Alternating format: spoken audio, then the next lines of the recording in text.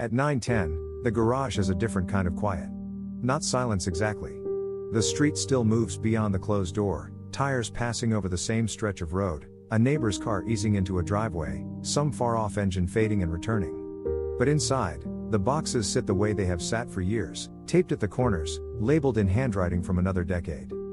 The real estate assistant stands beside the small table where receipts and keys always seem to gather.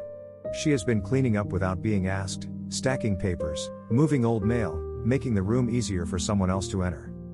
No one has thanked her. Then she sees the faded recipe card.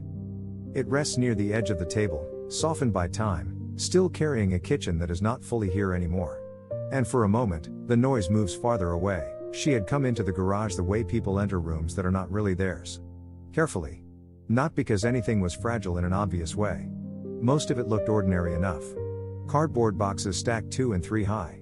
A folding chair against the wall. A plastic bin with Christmas lights pushed underneath a shelf. A rake, a half-used roll of painter's tape, 2 cans of paint nobody remembered buying. The kind of things that collect when a family has lived long enough in one place to stop seeing what is there. But she still moved gently. All day, she had been opening lockboxes, answering calls, checking dates on paperwork, sending reminders that sounded polite even when her own feet hurt. She knew how to make a house look simple for other people. She knew how to move a trash bag out of view, straighten the edge of a rug, fold a towel so a bathroom seemed less tired than it was. It was strange, sometimes, how much care could disappear into a room before anyone noticed it. The garage light buzzed faintly above her. It made every box look a little flatter, every label a little older. Outside, a car passed, then another. The sound came through the door in a softened way, like the street belonged to another life that had not stopped moving just because this room had. She picked up a stack of receipts from the small table near the wall. Grocery receipts, pharmacy receipts, one from a hardware store where someone had bought batteries and picture hooks. The keys were there too, 2 sets on a metal ring, one with a faded grocery store rewards tag attached. Everything on that table seemed to have been set down by someone who meant to come back to it in a minute. Then years had passed. She slid the receipts into a neater pile and wiped a gray line of dust from the corner of the table with the side of her hand. It left a mark on her skin. She looked at it for a second, almost smiling, because there was always some small proof of work left on the body. A paper cut. Dust on the wrist. A tired place between the shoulders. Nothing dramatic. Just the body saying it had been here. The recipe card was half underneath an envelope. She might have missed it if the corner had not been turned up. The paper had softened into a color that was not quite white anymore. The ink had faded, but the handwriting still held its old confidence, round in some places, hurried in others. A list of ingredients. A note in the margin. A little stain near the bottom, maybe oil, maybe coffee, maybe something from a kitchen long ago. She held it without meaning to. For a moment, the garage became less like storage and more like a doorway. Not a clear memory. Not a movie of the past. Just a nearness. There was the thought of someone standing at a counter, reading the card with flour on one finger. There was the sound of a cabinet closing. A spoon tapping the side of a bowl. A parent calling from the kitchen without turning around, because they already knew who had come in. The room around her had not changed much, and somehow that made the past feel closer than if everything had been preserved on purpose. The boxes were not arranged to be meaningful. The table was not special. The garage was not trying to say anything. It simply held what people had set down. That was enough. She thought about how many homes she had walked through after families had already begun to leave them. Bedrooms with nail holes in the walls. Dining rooms with one chair still waiting near the corner. Pantries with a single can pushed too far back. Houses always kept a few small things after the story had moved on. And sometimes, she was the one who found them. Not the person who had lived through the birthdays, the arguments, the hurried breakfasts, the late-night phone calls. Not the one who knew which cabinet stuck or who always sat closest to the stove. She was only the person sent to help make the place ready. Still, the old card rested in her hand as if it trusted her for a minute. The street kept moving outside. She looked once toward the garage door, toward that quiet dark beyond it, and felt her body catching up with the day. The phone calls, the errands, the cleaning no one had requested but everyone would benefit from. The work of making a hard thing a little easier for someone else. No one needed to say anything right then. The recipe card was there. The boxes were there. The room had kept more than anyone meant for it to keep. And in that small, unphotographed part of the house, Something late and gentle arrived. Not, thanks exactly. But close. The card had a crease down the middle, as if it had been folded once and opened many times. She could see where the paper had thinned along that line. Somebody must have kept it in a drawer, or inside a cookbook, or under a magnet on the side of the refrigerator. It had the tired softness of something useful. Not displayed. Not protected. Used. That was what stayed with her. The recipe was not elegant. It did not look like something from a magazine or a framed family keepsake. There were no perfect measurements, no careful title at the top, no clean white space. One word had been crossed out. Another had been written above it in darker ink. In the corner, someone had added, "a little more if needed," which made her pause longer than she expected. So many homes had sentences like that hidden inside them. A little more if needed. More salt. More time. More patience with a child waiting near the oven. More room at the table when someone came in late. More quiet after a day that had already asked too much. The card did not explain any of this. It only sat in her hand, faded and small, holding the kind of care that had probably happened while everyone else was doing something else. She placed it back on the table, but not under the envelope. Not yet. The garage smelled faintly of dust, cardboard, and old paper. Somewhere beneath it was the smell of a house that had held meals for years. Not the meal itself. Not anymore. Just that trace a home can keep in its edges, especially near a door that leads back toward the kitchen. The air had cooled a little. The day was leaving the walls slowly. She glanced toward the doorway into the house. The kitchen light was off now. Earlier, she had passed through it with a trash bag in one hand and a folder under her arm. She had noticed the counters, the old outlet near the toaster, the narrow space beside the refrigerator where someone had leaned a broom. Nothing about it looked arranged for memory. That was why it felt true. A parent's kitchen does not always announce what it has done. It just keeps doing it, year after year, until the people inside it grow older without noticing. She thought about the card in the garage and the dark kitchen beyond the door. It belonged there somehow. Not because it had to be put back in a drawer, though maybe it did. But because the card carried the hand that once moved between rooms without ceremony. Garage to kitchen. Kitchen to table. Table to sink. Someone looking for a pan. Someone checking the oven. Someone calling a name over their shoulder. Someone rinsing a spoon and wiping their hands on a towel already damp from the day. The past was not far away in that house. It was simply quiet. She had seen families become impatient with rooms like this. Not cruelly. Just tired. There was always too much to sort. Too many boxes. Too many decisions that looked small until someone had to make them. Keep, donate, toss. Call the hauler. Find the title. Sign the form. Decide what to do with all the things that did not seem important enough to save and still felt too personal to throw away. She understood that kind of tiredness. Her own work lived inside those in-between places. She was often the one who arrived after the first wave of emotion had passed, when people were practical again but still tender underneath. She carried tape. She carried keys. She carried names and codes and appointment times. She learned where the light switches were before anyone thought to tell her. She made small order in rooms that did not belong to her. Most of it left no mark. By 9:10, the house had gone still enough that her own movements sounded larger. A drawer closing. A receipt sliding across the table. Her shoe shifting on the garage floor.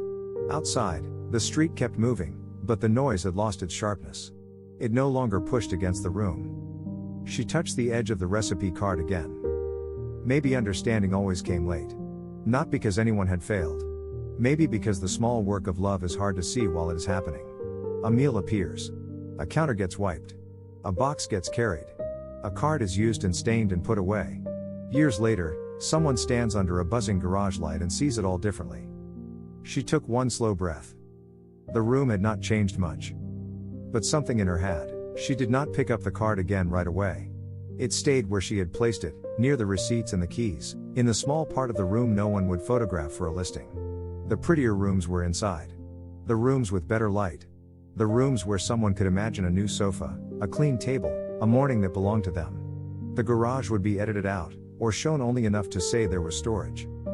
But this was where the house felt most honest. The garage did not try to welcome anyone. It had no fresh flowers, no open blinds, no candle lit on a counter. It had boxes from another decade and a workbench with old screws in a coffee can. It had a step stool with paint on one side. It had the smell of cardboard and summer heat that had gone in and out of it for years. It had evidence. She stood there with both hands resting on the edge of the little table. Her shoulders were beginning to feel the day now. Earlier, she had carried herself through everything without letting the tiredness become visible. She had smiled where smiling was useful. She had answered questions twice. She had cleaned up a corner of the house because someone else had forgotten and because the photographer would come in the morning. There was a kind of work that became visible only when it was not done. She knew that too well. A missing key. A trash can left in the wrong place. A stack of papers in the background of a picture. People noticed disorder quickly. They noticed the mistake, the delay, the thing that made a process less smooth. But when someone quietly fixed it before it became a problem, the day simply went on. Maybe many parents lived that way too. The thought came softly, without blame. It did not point at anyone. It only opened something. She looked at the recipe card and thought of all the things that must have happened before anyone called them care. Someone remembering what a child would eat. Someone making an extra stop after work. Someone turning down the burner because a phone rang in the other room. Someone washing the same pan so it could be used again the next morning. Nobody clapped for that.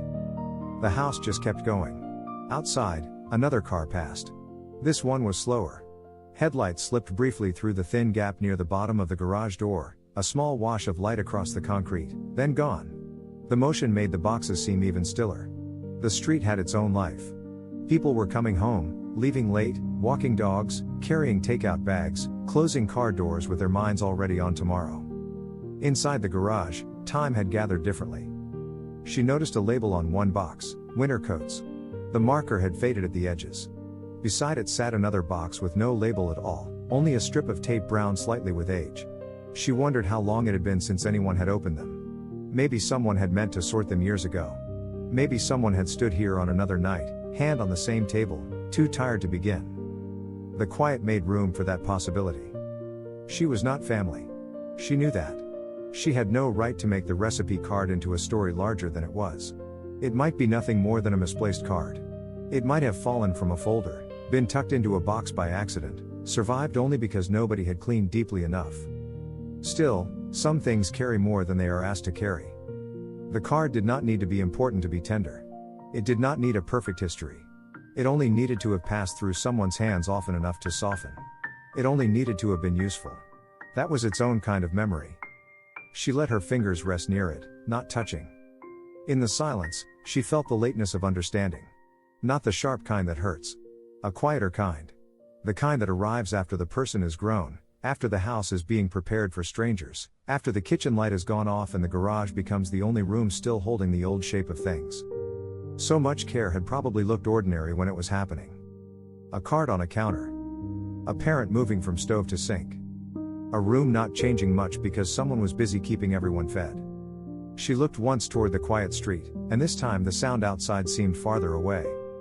Her body was still catching up. But the room waited with her. The quiet did not make the garage empty. It made the small things easier to hear. A cardboard edge settling. The faint click of the cooling light above her. A distant car door outside, then footsteps on the sidewalk, then nothing. The kind of sounds that would have disappeared earlier in the day under phone calls, traffic, and everyone trying to get through what had to be done. Now they came one at a time. She stayed beside the table a little longer than she needed to. There were still a few things to finish. A bag to tie. A note to leave for the agent. Keys to make sure were where they belonged. In the morning, someone would walk in with a camera and make the house look brighter than it felt tonight. That was part of the work.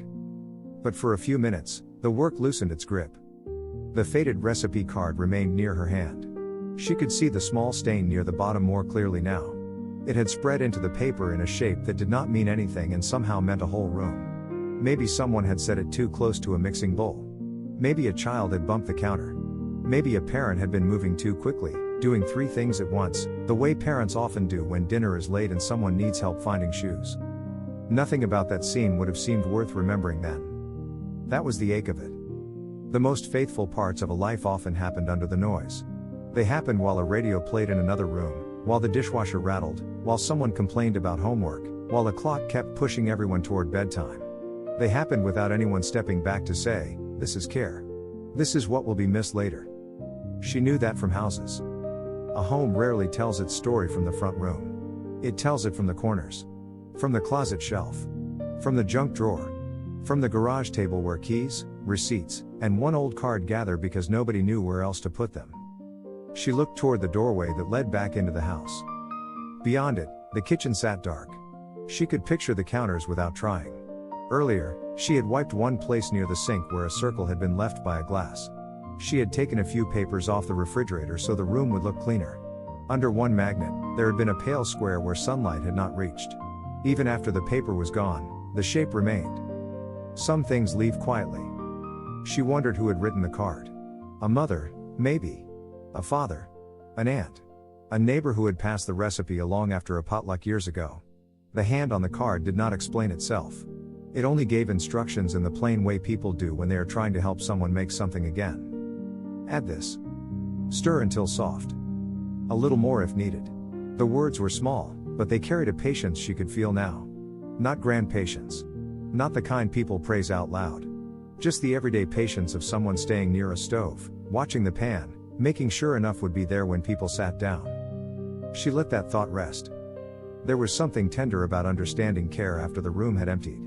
During the years when it was happening, it probably looked like habit. It looked like dinner. It looked like a parent standing in the kitchen with one hand on the counter, tired and still answering questions. It looked like a person doing what needed doing before anyone learned to call it love. Later, the noise moved farther away. Later, a faded card could say what no one had known how to hear. She had been around enough families to know that understanding often arrived out of order. People thanked each other too late. They remembered the wrong moments first. They kept the big photographs and lost the small papers. They argued over furniture and then cried over a note on the back of an envelope. It was not foolish. It was human. Her phone lit up on the table, face down beside the keys. A message preview appeared and faded before she read it. She did not reach for it. The little glow went dark again, leaving the garage in its dull yellow light. For once, nothing asked for an answer. She picked up the recipe card carefully and placed it on top of the envelope, where someone would see it. Not hidden. Not displayed like a treasure. Just visible enough. Then she stood still. The street outside kept moving, but it no longer seemed to be rushing past her. It was only there, beyond the garage door, carrying people through their own evenings. Inside, the old boxes held their silence. The card held its small proof. And the room, unchanged in so many ways, gave her a place to feel the gratitude that had arrived late, but had arrived gently. By then, the house had settled into the kind of quiet that did not belong to daytime. The garage still held its dull yellow light, but the rest of the rooms had softened behind her. No voices from the kitchen. No cabinet door closing. No footsteps crossing the hallway. The refrigerator hummed somewhere inside the house, steady and low, like it had been doing the same small job for years without asking anyone to notice. She stood with the keys in her hand. They were heavier than she expected. Not because there were many of them, but because keys always carried a little more than metal at the end of a day. Front door. Side door. Maybe a shed key. Maybe one nobody had used in years. Each one was a small permission, a small responsibility, a way into rooms where other people had lived ordinary, private lives. She placed them back on the table. The faded recipe card stayed visible on top of the envelope. It looked smaller now, almost too small for the feeling it had opened. A piece of paper could not hold a whole parent. It could not hold every meal, every tired evening, every grocery trip made after work, every question answered while something simmered on the stove. But it could hold a trace. Sometimes that is what remains. She looked around the garage one more time. The boxes did not seem lonely exactly. They seemed patient. They had waited through weather, through seasons, through mornings when someone rushed past them looking for a tool, through nights when the garage door lifted and headlights swept briefly across the floor. They had waited while children grew, while calendars changed, while people became too busy to sort what they once meant to sort. There was no blame in that. Life leaves things unfinished because people are living it. She thought of the parents' kitchen behind her, now dark, and the room around her that had taken in everything the kitchen could not keep close. Extra dishes. Holiday pans. Old paperwork. A recipe card that somehow traveled from use into memory. The garage had become the place where the house stored what it did not know how to say. She understood that more than she wanted to. Her own days were full of other people's unfinished things. Messages waiting for replies. Sellers who sounded calm until they did not. Buyers walking through rooms with soft voices, imagining futures over someone else's past. Agents asking if she could stop by, check one more thing, make one more call, pick up one more stack of papers that no one wanted in the pictures. She usually said yes. Not loudly. Just yes. And because she said yes, rooms became easier for other people. Doors opened when they were supposed to. Counters cleared. Lights were left on. Keys were where they needed to be.